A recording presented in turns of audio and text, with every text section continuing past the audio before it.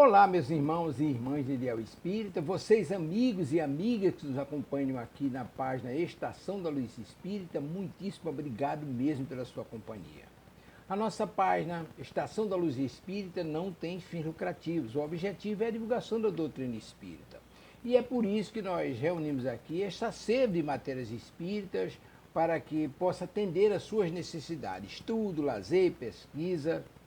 Você encontra aqui na nossa página Estação da Luz Espírita os livros da codificação, obras suplementares, entrevistas, palestras e os programas da Web Rádio Estação da Luz de Natal e Web Rádio Cristo Consolador de São Paulo. Ou seja, um acervo que atenda às suas necessidades, sem fins lucrativos. O objetivo é a divulgação da doutrina espírita. E agora eu convido você para nos acompanhar na reprodução de mais esse trabalho imperdível. Muito obrigado mesmo pela sua companhia e vamos juntos!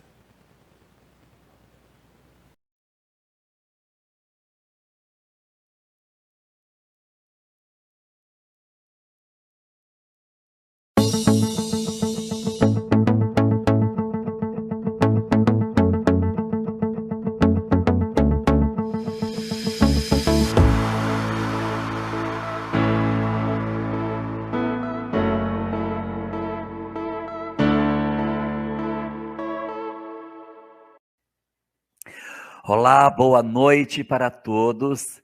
Nós vamos ter agora um momento de reflexão sobre uma das questões que mais intriga o homem desde o início da história da humanidade.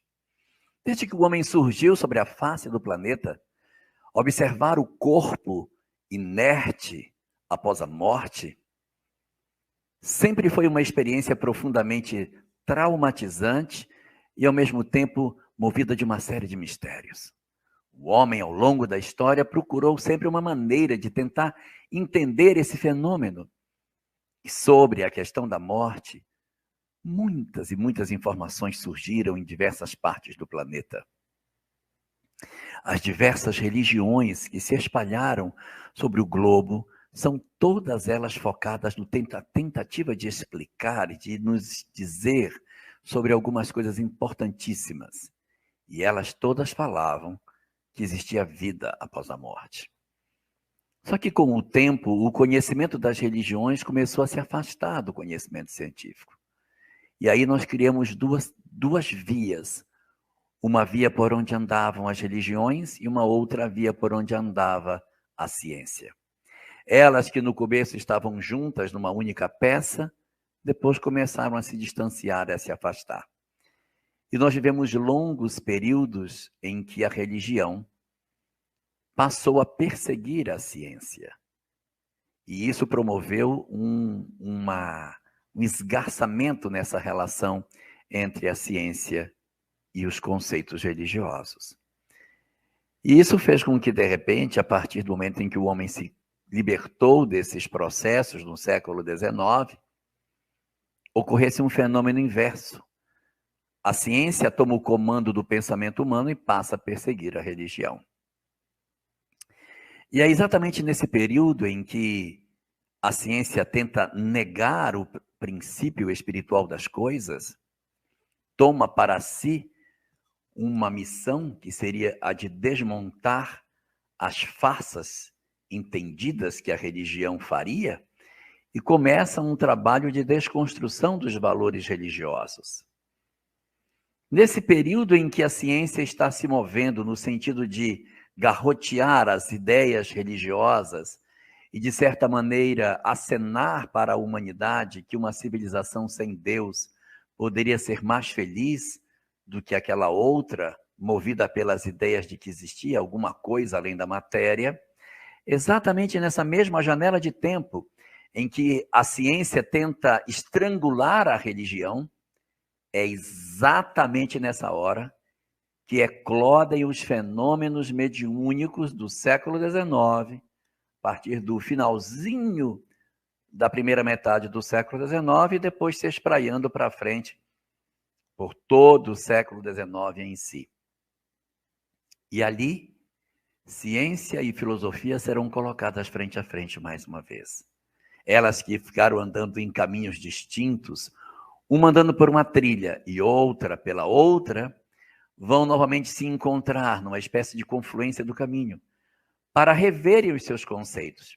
Elas já haviam vivido juntas lá atrás, no Egito Antigo, nas tribos primitivas. A ciência e a religião estavam na mão de um só elemento, que era o sacerdote. Depois ela se afastou.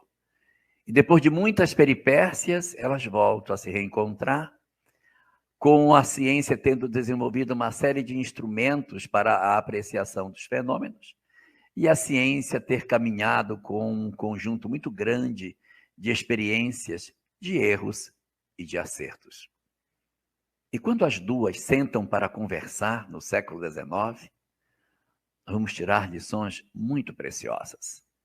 É nesse cenário do encontro entre essas duas verdades que aparece um personagem muito importante chamado Allan Kardec, que, procurando compatibilizar a ciência e a religião, procura encontrar o que é justo de cada uma delas, construindo a doutrina espírita, que nos oferece uma série de informações sobre o mundo espiritual e sobre como devem viver os homens para serem felizes quando espíritos.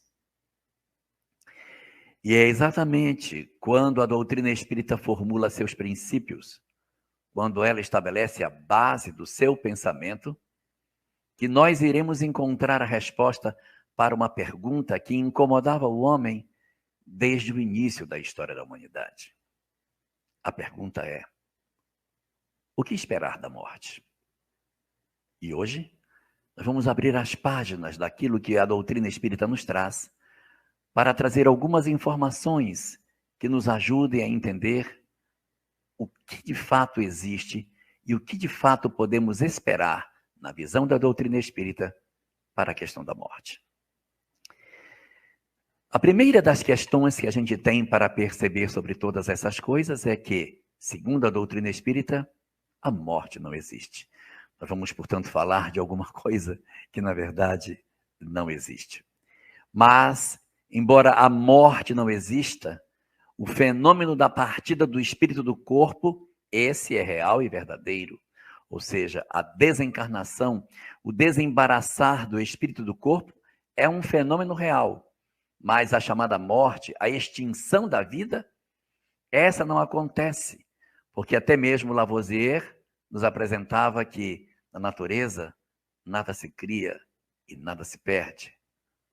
Tudo se transforma.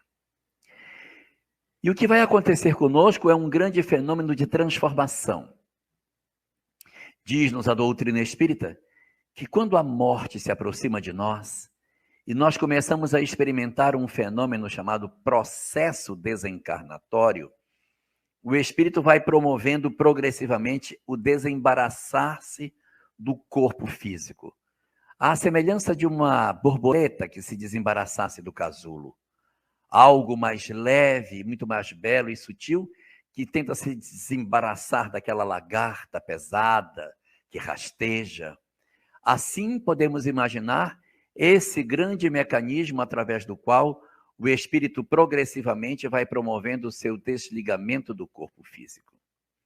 Em função das nossas condições espirituais, por sermos espíritos ainda profundamente atrasados e com uma série de compromissos no campo moral, esse nosso fenômeno de desembaraçar do corpo físico não costuma ser um fenômeno rápido e nem costuma ser um fenômeno que seja seguido de uma condição de felicidade plena. Por quê? Porque nós ainda somos muito apegados à matéria. Temos uma série de imperfeições morais que nos impedem de, no momento da morte, nos embaraçarmos rapidamente e voltarmos ao mundo dos espíritos em condição de felicidade. Por esse motivo, o fenômeno de desembaraçar na hora da morte costuma ser lento. Um fenômeno bastante trabalhoso em virtude das nossas imperfeições e, costumeiramente, acompanhado pelos mentores espirituais, que realizam o trabalho de facilitação desse desenfrascar do espírito em relação ao corpo físico. E assim, ele vai se retirando do corpo e assumindo lentamente a condição de liberdade espiritual. Só que, à medida em que esse fenômeno do chamado processo desencarnatório vai se dando, infelizmente, não se segue tipicamente um período de lucidez. É lógico que os espíritos muito evoluídos são capazes de se desembaraçar sozinhos do corpo físico e muito mais rapidamente retomarem a condição de almas livres. Mas o homem mediano do planeta não tem muito essa condição. O esperado para o homem mediano da Terra é que esse fenômeno seja lento, assistido pelos mentores que o auxiliam nesse mecanismo de retorno ao mundo espiritual, na capacidade de desvincular o espírito do corpo, liberando os nós de conexão entre esses dois entes e, após a libertação, não costuma se seguir para o homem mediano um período de lucidez plena.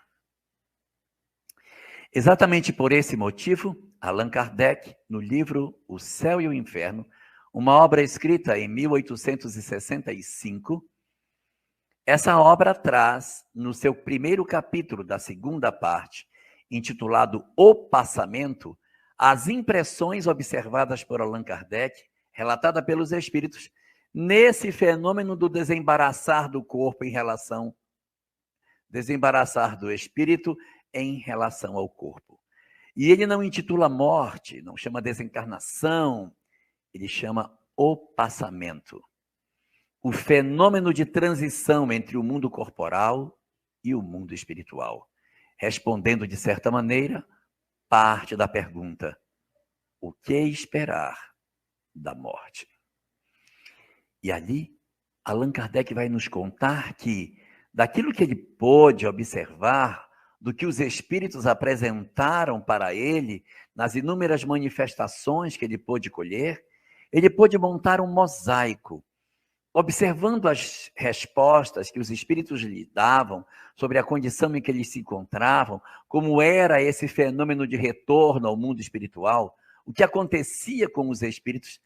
Observando tudo que eles falaram, ele pôde perceber que, estatisticamente, existem 4 fatores que interferem nesse fenômeno de desembaraçar do espírito do corpo. São fenômenos que facilitam ou dificultam a tomada de consciência do espírito no mundo espiritual. Ou seja, esses 4 fatores podem facilitar ou dificultar esse fenômeno de transição, esse passamento, essa hora na qual o espírito está como que morrendo para o mundo físico para voltar a renascer no mundo espiritual. 4 fatores que teriam influências simples ou conjuntamente, para, de alguma maneira, dizer algo sobre as nossas vidas e falar para nós o que nós podemos esperar para a nossa morte, o que podemos esperar sobre a morte. Então, o que esperamos da morte? Esperamos que, a depender do nosso grau de evolução, ocorra um fenômeno menos ou mais rápido, que depende da nossa evolução espiritual, tipicamente assistido pelos mentores, e que, após esse período de desembaraçar, segue-se uma etapa de perturbação que é influenciada por 4 fatores. Desses 4 fatores apresentados por Allan Kardec nesse capítulo 1º da obra O Céu e o Inferno, ele relata que 2 desses fatores são fatores fracos. Em que sentido de serem fatores fracos?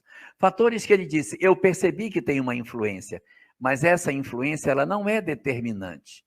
Eu não posso dizer que exatamente porque esses fatores existem, obrigatoriamente o espírito vai ficar nessa ou naquela condição.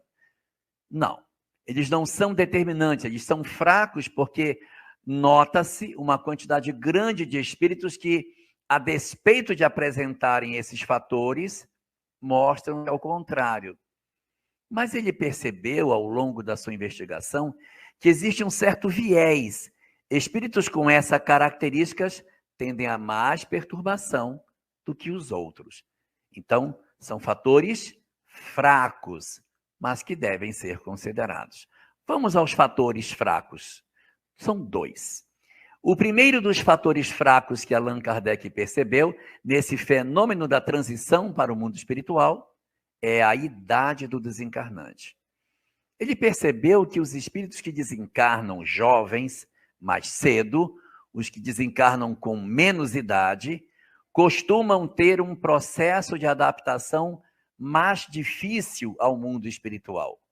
Enquanto que aqueles que são mais idosos, ele observou que há uma certa tendência dos indivíduos que têm mais idade a terem mais facilidade nesse fenômeno de transição do mundo físico para o mundo espiritual. Isso faz até sentido, sabe? Porque imagine você ser jovem, cheio de vida, com uma série de sonhos.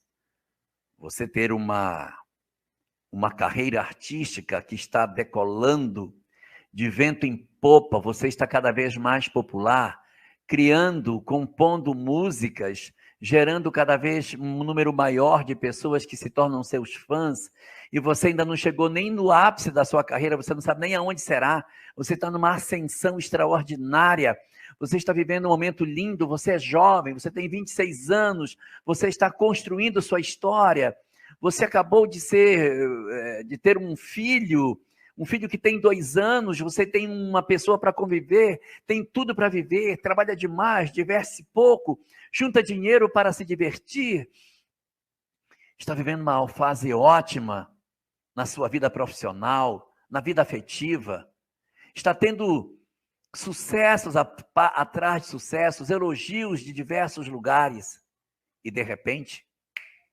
ocorre um acidente e você é retirado da vida. Então, pessoas que são mais jovens, elas têm mais dificuldade de se adaptar, exatamente pelos sonhos que têm, pelos ideais que esposa.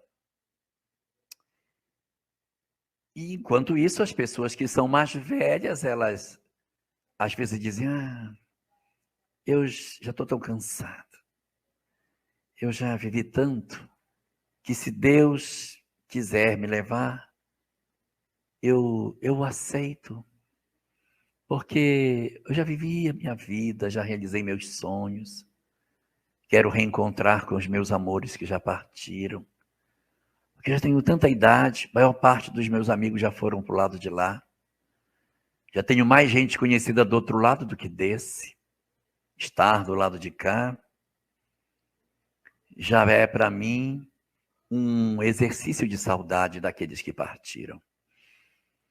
Então, em cima dessas circunstâncias, é até compreensível que as pessoas mais jovens possuam um pouco mais de dificuldade para fazer esse processo de adaptação ao mundo espiritual. Mas lembremos, esse fator é fraco. O que significa? Significa que ele influencia mais pouco. Por quê? Porque eu consigo encontrar muitos que são jovens e que, apesar de jovens, não se sentem inadaptados nesse processo de transferência. Eu posso realmente estar na fama, com a família maravilhosa, filho jovem e tudo, e me adaptar de maneira mais fácil. Porque existem outros fatores que se sobrepõem a esse.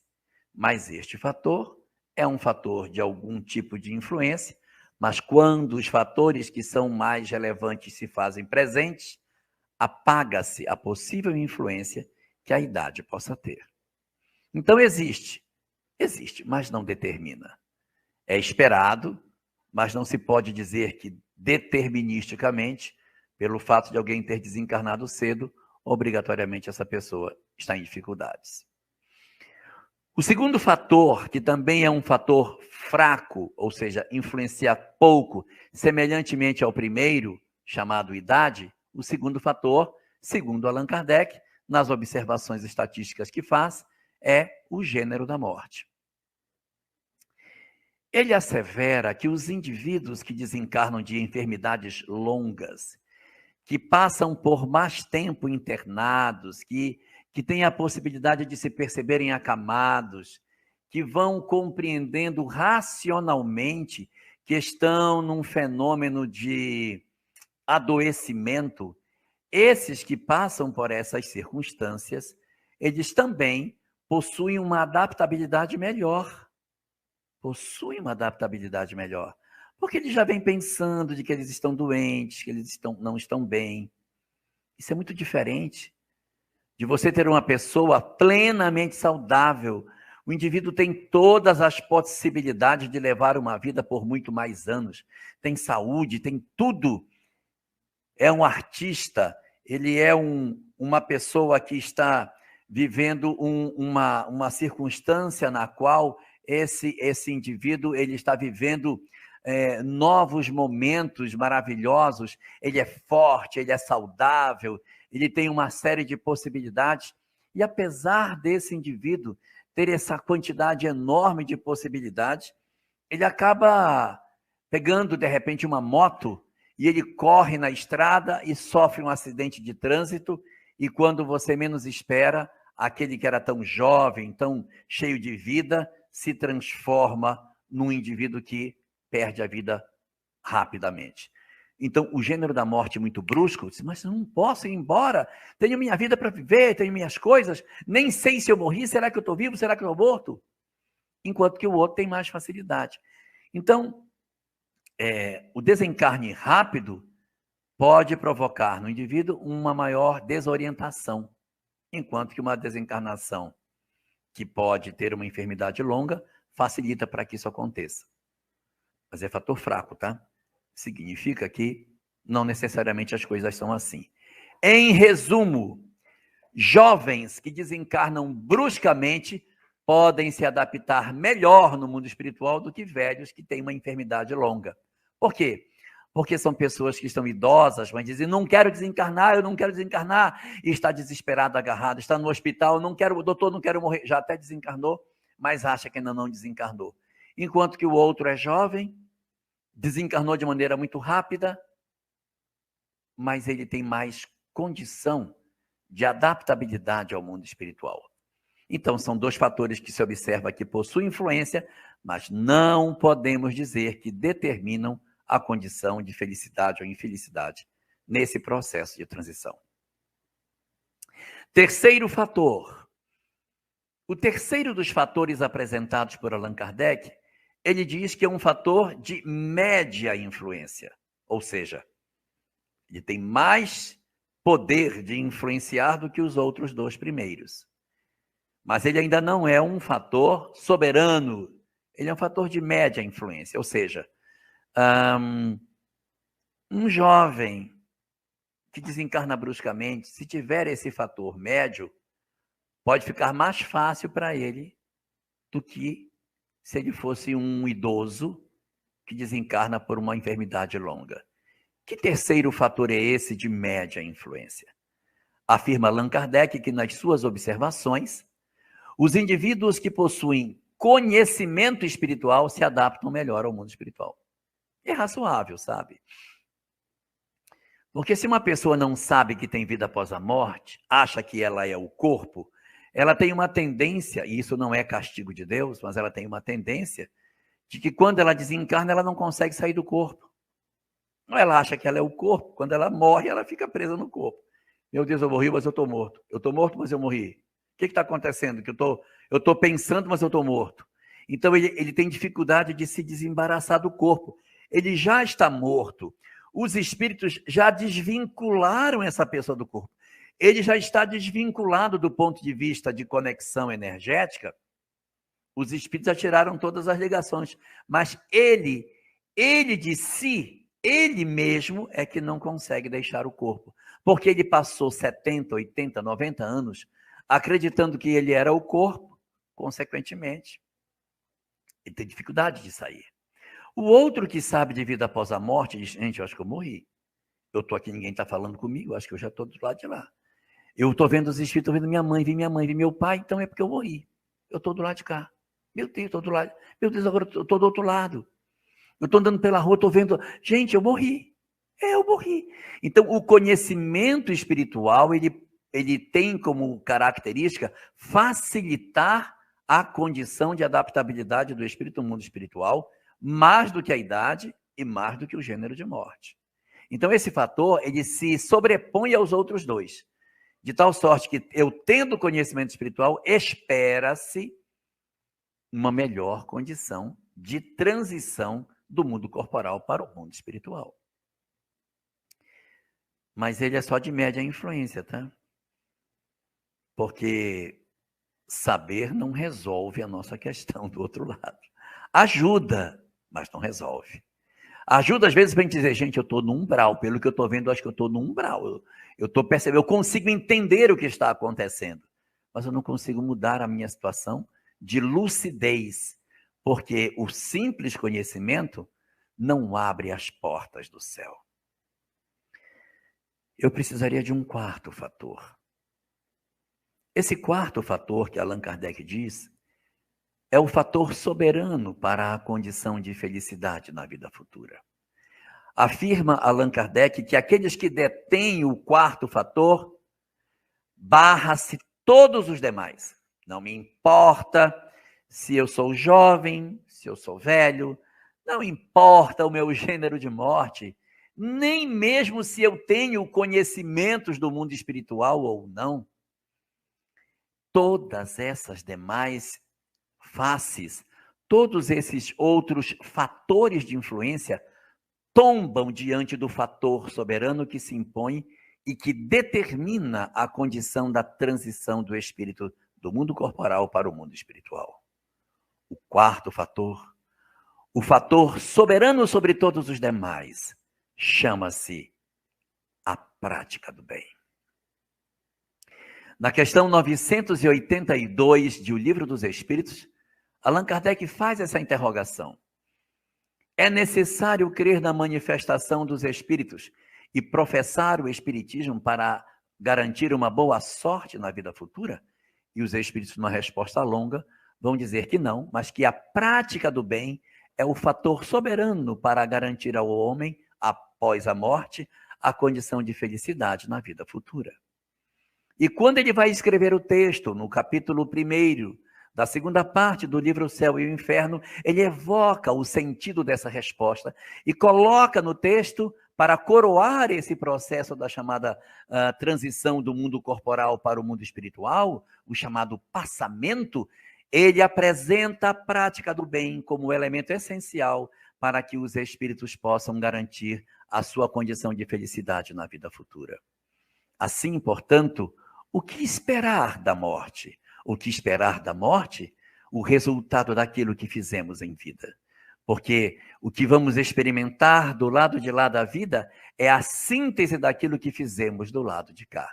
Se nós vivemos de maneira razoável, se tivermos uma vida feliz do ponto de vista espiritual, se nos sacrificamos, se amamos, perdoamos, não guardamos mágoa, praticamos o bem o tanto quanto pudemos e fizemos das nossas vidas um hino de gratidão a Deus, promovendo nas nossas vidas a transformação moral necessária, aprendendo a cada dia a amarmos mais, a nos desprendermos mais e a sermos capazes de superar as nossas dificuldades, abraçando de maneira resoluta todas as convocações que a vida nos fez para o exercício do amor, não há o que temer. Muitos espíritas, não sei por que, temem a vida após a morte como se fossem todos para o umbral. Isso não é verdadeiro. Isso faz parte da doutrina do medo, que muitas vezes nos impuseram sem nos informarem que, na verdade, a condição dos espíritos no mundo espiritual depende da prática do bem. Sim, não somos espíritos evoluídos, mas o que dizer do bem que fazemos? Dos esforços que fazemos para domar as nossas más tendências, dos silêncios para as nossas dificuldades, das nossas tentativas de reconciliação, dos nossos esforços em realizar a prática daquilo que sabemos que seja o bem. Isso também é contado na nossa direção. Então, já está passando da hora de nós nos afastarmos dessa leitura equivocada e rasa de que aos espíritas está reservadas regiões de sofrimento. É uma coisa até estranha, porque todas as doutrinas da Terra sempre assinalam para os seus fiéis que eles ficarão bem no mundo futuro, porque são almas que conhecem uma determinada informação, eles possuem um conhecimento, que abre as comportas da felicidade. Mas os espíritas, eu não sei porquê, são tomados de um pieguismo e costumam dizer-se as mais infelizes das criaturas e começam a dizer que os outros poderão ficar melhor, mas nós, ai, coitadinho de nós, o que será de nós no mundo espiritual? Então, para aqueles que têm esse pensamento, eu coloco uma pergunta para que a gente responda. Se você é espírita há tanto tempo e já participou de alguma reunião mediúnica, já teve a chance de participar de grupos, ou se você já tem uma caminhada dentro do movimento espírita, eu lhe pergunto, dos companheiros espíritas que você teve a oportunidade de conhecer e que já demandaram para o mundo espiritual e que estão do lado de lá, você conhece algum que ao desencarnar esteve no umbral? Ou os espíritas que nós conhecemos quando desencarnam vão para um posto de socorro, são acolhidos pelos mentores, não estão em condições excepcionais, mas estão em condições de serem acolhidos, assistidos, passam por um tempo de refazimento, como se eles estivessem em convalescença, e devagarinho vão retomando suas atividades, ainda que com algumas dificuldades, mas retomando o trabalho no mundo espiritual. Não é assim que costuma acontecer com os companheiros que desencarnaram? Por que então essa insistência em nos assombrar com as notícias que a gente sabe que a experiência não nos consagra?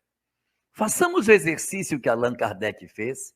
Se ele descobriu pela experiência nas reuniões mediúnicas que os fatores como idade, gênero de morte, conhecimento espiritual e prática do bem são elementos que interferem na condição da vida futura, aprendamos com o método de Kardec e observemos o que acontece com os espíritas para que nós possamos ter uma leitura aproximada daquilo que aguarda a cada um de nós na nossa grande transição. Pensemos sobre isso e cuidemos do que é essencial, que é aquilo que mais a doutrina espírita nos convoca a fazer.